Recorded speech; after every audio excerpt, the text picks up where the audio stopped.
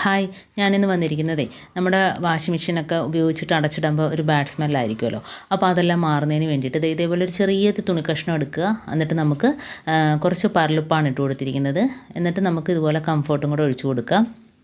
എന്നിട്ട് കിഴി കെട്ടിയിട്ട് നമുക്ക് വാഷിംഗ് മെഷീനകത്ത് ഇട്ട് കൊടുക്കുക. കാരണം എത്ര ദിവസം നമ്മൾ ഉപയോഗിച്ചിട്ട് നമ്മൾ അടച്ചിട്ടാലും ആ ഒരു സ്മെല്ല് കാണില്ല. പ്രത്യേകിച്ച് അതിനകത്ത് പാറ്റ പല്ലി ഒന്നും തന്നെ കയറി ഇരിക്കത്തതുമില്ല ഈ ഒരു സ്മെല്ലടിച്ചിട്ട്. അപ്പോൾ ഇതേപോലെ തന്നെ നമുക്ക് ബാത്റൂമിലൊക്കെ കിഴി കെട്ടി വെക്കാം.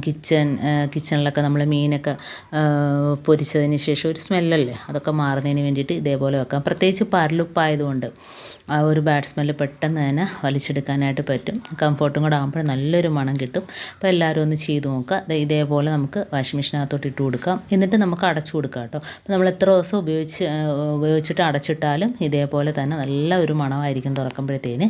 എല്ലാവരും ഒന്ന് ചെയ്ത് നോക്കാം കേട്ടോ.